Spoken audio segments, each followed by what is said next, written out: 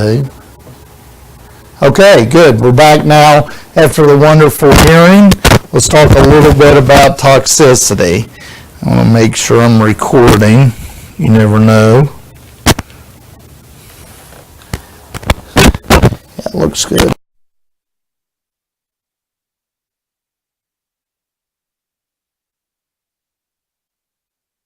Recording. There it is. Okay, guys, now I should be recording. Okay, let's hope it works and everything's good. Okay, toxicity. Basically, with toxicity, I'm going to go through a real quick overview of it. You got to know your route of exposure. Skin exposure can include inhalation, ingestion, injection. So those are your four main routes we'll talk about. So here's a very busy diagram of the disposition of chemicals. And I hope as you guys look at it, this is how I want you to think and react to toxicity. I want you to think of the target organs. I don't want you to think of one thing. I want you to think your gastrointestinal tract, basically your liver, lung, your blood and lymph node system. Also, any of your lung systems. You notice I gave you guys kind of a broad spectrum of systems there. So again, what does the lung structure and function? So what do our lungs do? Exchange oxygen. Exchange oxygen. Where does it take it to? The bloodstream. Yeah, into your bloodstream, absolutely. What is COPD? Have you guys ever heard of COPD? Yeah, it's almost like you can't breathe. It's obstructed. Same thing with some of the pneumococces. So here's what I want you guys to think about. This is your airway. Basically, if you have a problem, these restrict to the point you can't move air. And where does the air exchange occur? Deep lung tissues, or deep lung cells, excuse me. So you'll end up there and you can kind of see where that air exchange occurs. So here's some overview of it, each level. I tried to, it's not always clear, but I tried to show you what each of the cells look like. And in particular, what happens at different orders of branching. So you kind of see that. This is actually a slide I did a while back. So it's not all people look at it and go, oh, that's interesting. Here's your biggest thing. What do you guys see with the bronchial? What do you see in those? You see one straight pattern? Yeah, kind of bunched up, isn't it?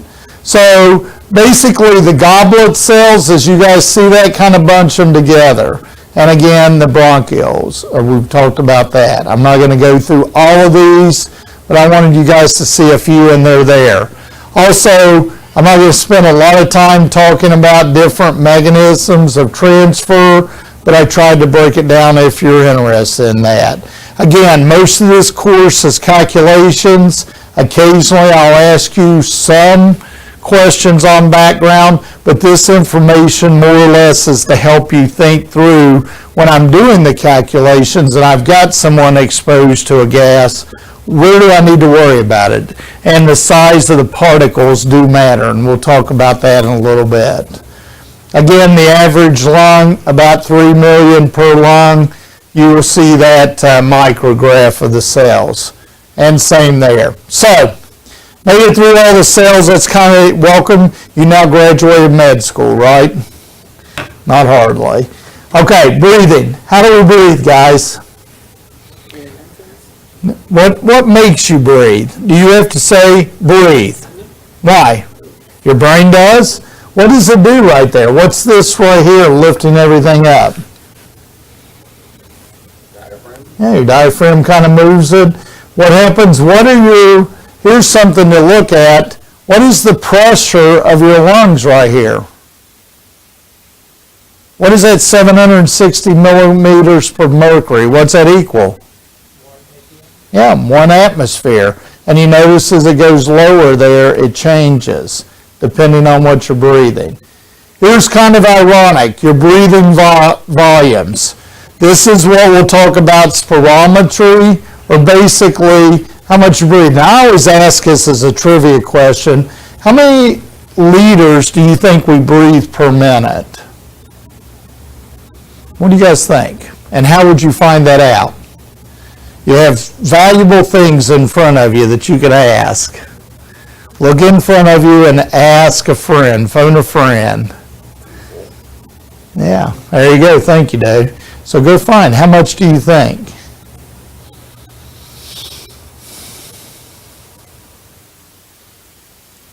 And the approximate numbers right here in the graph too, if you guys look at it. Per minute? Yeah, yeah.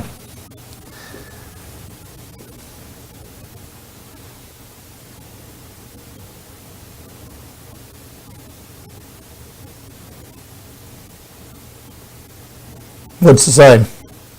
7 or 8. Yeah, and I'm a little bit low, and I do this for effect. You'll notice I said 6. The reason I say 6, a lot of the air methods, the pumps actually pull 2 liters per minute. Why is that important? How long do you sample? 8 hours? Right? How many minutes is that? And once you calculate how much is 8 hours to 24 or a whole day? 1/3, right? 24 divided by 8 is 1/3. So if you take basically the volumes and start calculating it out, that's why that sample pump is simulating your lungs. And I just wanted you guys to see that. That's why I wasted time on this and wanted you guys to see it. Here again, you can see basically your vital capacity, your force expiratory capacity. Each of these are dependent on what your lungs can do. Again, guys, this is a healthy lung. That's why we want those breathing volumes. And I'd just like to show you guys this. Again, if you notice, the chart talks about different respirable fractions. You want to make sure that you understand particle size determines where things are going to go or how deep they're going to go. So, here's kind of the hint of the day. You guys have been through a couple of modules. I need you to start now being unit ninjas. And by a unit ninja, every time you guys notice when I write a number, what always follows behind it? The units. Because that's what you need to do. Here is, if you need some help or want to use something, there's a chart. There's actually, I think this is still, go out to easycalculations.com. When you guys pull that up now, what are you seeing? That's why I did that. I just want you guys to realize this is a good way to convert if you need a quick chart. Obviously, in your book, in the Stewart book, and some other things, you may have it too. So, here's my favorite philosopher. And I'm going to give you guys a second to read that.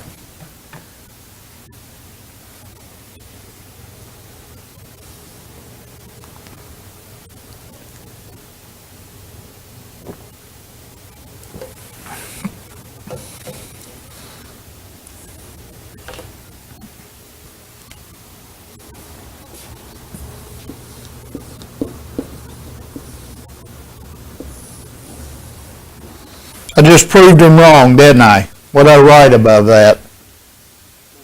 Water. Water's not a poison, is it? Wait a minute. How's that? Too much? Or? Yeah, you can drown. Paracelsus is my favorite Greek philosopher, toxicologist, whatever. Basically, I always summarize it. All things are poison. It's dose that makes them lethal. Now, this is the real quote. So if you guys ever hear me say, all things are poison, dose makes them lethal, I'm really paraphrasing what Paracelsus did. Here's your other one. The dose makes the poison. So if you guys are really interested, there is a great book. It's called The Poisoner's Handbook. It was actually written around the turn of the century. It's a great author, and it actually lists a lot of the toxic substances. The other thing I'm going to do while we're going through this, and I want to show you in your modules, go to your modules. There is a toxicity learning module in there. Did you guys see that yet, or have you looked at it? I want to spend some time just showing you guys this. It's a great reference you can use.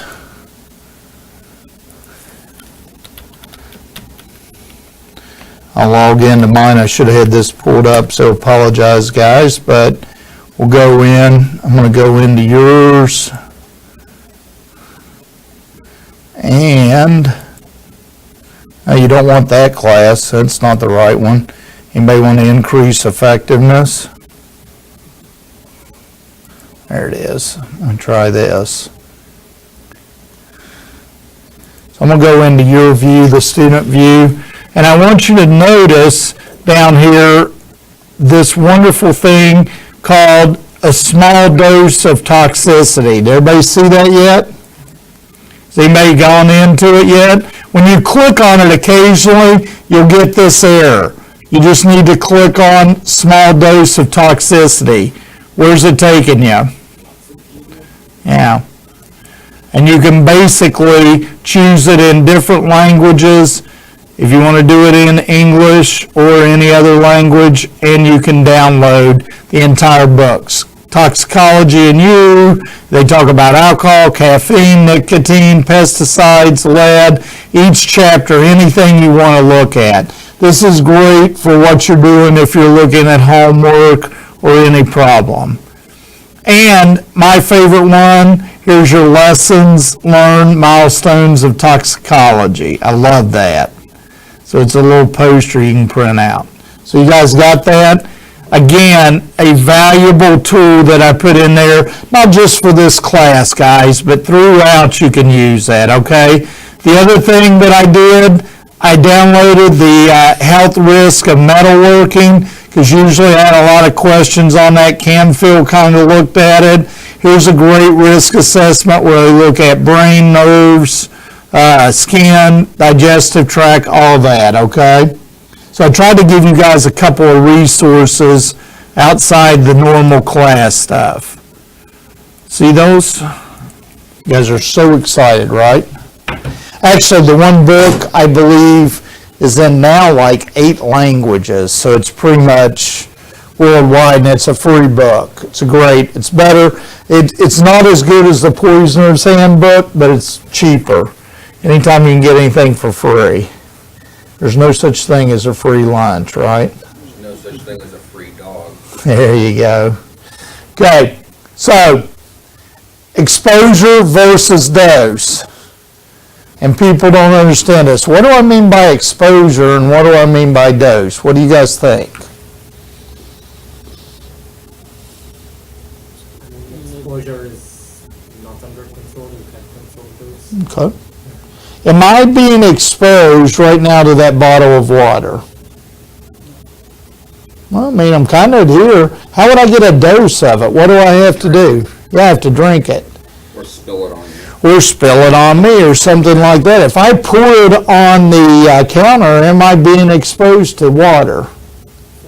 Yeah, may roll over, may go over, but then if I actually, remember our 4 inhalation, ingestion, injection, all those, basically that's when you get the dose. So again, here's something as you're looking at it, usually you can have a chemical in an area and say it's so much, let's say it's 200 ppm of methyl ethyl bad stuff. Does that mean I'm exposed to 200 ppm? You got to measure the dose, and that's why we do sampling.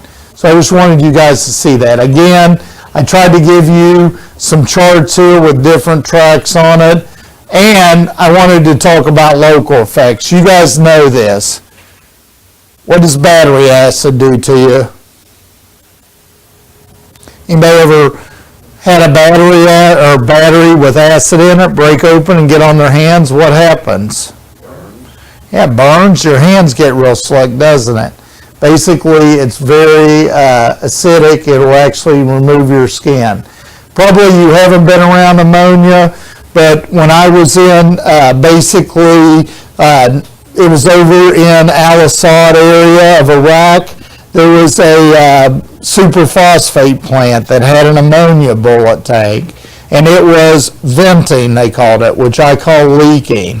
So guess what happens? When I walked into that tank, my eyes watered up because ammonia almost made me cry. So that was Elkheim. If you guys want to look it up and see a superphosphate plant, it's pretty cool. Again, benzene, systematic effects. What do we say benzene causes? Bone marrow, leukemia. Okay? Carbon-tet, liver damage. Actually, cirrhosis will cause that. So these are, again, I want you guys to know local effects, systematic effects, and that's what you need to think about. So, here's your question. What do you guys think?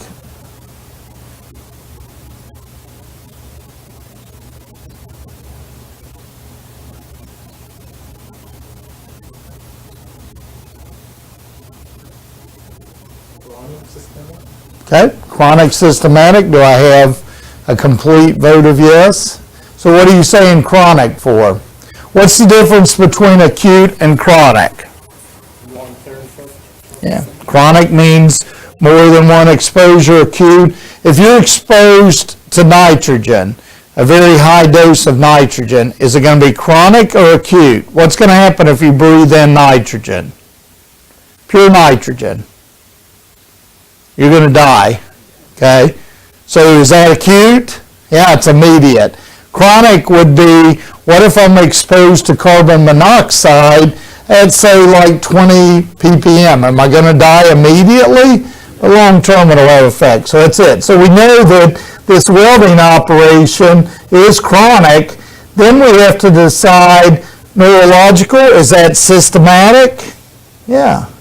Yeah, it's more of a system, absolutely. And going back, again, guys, that's what you want to look at. Is it chronic and systematic? So the answer was B, long duration, and the effect traveled through the body to the nervous system. Great job. So here's some terms I want you guys to think about. What's the difference between an LC50 and an LD50? What are the L's and C's and D's and all that? Lethal dose and Lethal concentration. So is one a gas and one a solid? Yeah, sometimes the state will play into that, but I want you guys to understand that's usually what they're talking about. If you look at the first one, TD, that's your radiation. So you guys see this curve here. So if I'm exposed to 5 milligrams per cubic meter right here, do I have any mortality? No. 0, isn't it? Nothing there. Looks like it's straight across. What about if I'm exposed to 50? And approximately what's my mortality? 30%. Yeah, 30%, pretty high. So here's what I wanted you guys to see for LD50 versus, some of the toxicity, probable toxicity ratings. This was actually out of an old industrial hygiene, American Industrial Hygiene Association, and this was done on rats too, so it's not human exposure. How many rats do they actually kill? None. No rats were harmed in this research. I don't know. I sound like a commercial, don't I? I seriously do not know, Dave. I I mean, read all these LC50s and all these LC100s, it's always done in rats. I just envision like whole warehouses that all they do is breed rats and there's someone that just kills them all day long, just injects rats and kills them. you're asking me. It's a good question. You know how students ask you a question you have no idea? Dave, I'd love to make up a beautiful answer for you, but I'm not that creative, so I have no idea how many rats they kill in a year. Come on, you got the Google in front of you. Google knows everything. The internet never lies. I don't know. I seriously, Yeah, and I mean, here's your thing that I'm worried about. I'm worried if we say that, somebody's gonna probably be upset that we're killing rats, so that'll be the next thing we'll have to worry about. So anyway, signal words for pesticides: danger, warning, caution. You guys, again, LD50, we know 50%. So as an industrial hygienist, do you guys worry about LD50? I hope the answer is no, because if you get to LD50 exposure, what have you done to half of your population? You've killed them. So let's hope you're working in no observable exposure. You've looked it up now, Dave. I can tell that look. What did it say? It's estimated that over 100 million rats die for research purposes. There you go. every year. Thank you. I knew the internet would have a number. Okay. So how do they test? Again, that 100 million. Thank you, Dave. You just added. I want to add a slide now to this lecture saying 100 million. So again, the group's at least 5 animals. Use the formulation, the herbicide, and observe how many die. And again, you can see that dose. Why am I showing you guys this? I want you to get used to dose response curves. That's what we'll use. That's our toxicity. And again, here's something common you may see: signal words, danger, warning, caution. Sorry, whoops, let me go back. That one got kind of cut off if you look over here, but category 1, 2, 3, and 4. And your nice rats down here waving at you, Dave, since 100 million. You'd love that. So, toxicity tests. These are some of the tests that will be done. Patty's does a pretty good job of describing these tests. But again, if you really want to look at them, the free resources I gave you will really describe each of them. Bottom line is acute oral. You guys know what they're going to do. They're going to feed it to the rat, see what happens. I must be going the wrong way. Okay. So here's product A. So if you look at it, different categories, and you can see what signal word you'll need there. Here's product B. I tried to give you guys a comparison of a couple of things there, and even talked about the Garlon, which is a pesticide. So what do these signal words not tell us? Because it's easy to get trapped into this. They don't tell you about cancer, liver damage, nervous system, reproductive hazards. These are the things we worry about when we're exposing our employees to those. So I want you guys to remember, everybody's different. I can't tell you that the exposure to a chemical, if you read ACGIH with their exposures and their recommendations, I mean, they're set up so that the exposures are protective, but they won't even say the words safe and unsafe. They say, based on our research, 8 hours a day, 40 hours a week, a person will have no observable adverse effects. And I think they even say the average. So just keep it in mind. It's totally different. Your signal words, again, are on there. And here's some concepts of endpoints you definitely need to understand. So I am going to just flip through some of the chronic. Here are words. I know in the reading we talk about basically reproductive, some of the epidemiology. I know we were talking today about some of the studies. Depending on what you're looking at, you need to definitely understand what type of study they did. And again, important concepts in those studies. So, Dave, here's one trivia fact I did put up. How many chemicals are in the universe? And that number's probably wrong, but I always say, yeah, 5 million, greater than 5 million. How many are in inventories in industry? So how many are regulated? So if you guys think about it, there's a lot of chemicals out there that are not regulated. I'm not even going to try to do the math, but I think if you did it, it'd be way less than 0.01. Is that about right? 600 into, let's say 6 million to make the math easy. So questions on that? I am going to do a quick toxicity presentation again, so I'll go through that. You guys do a quick break one more time.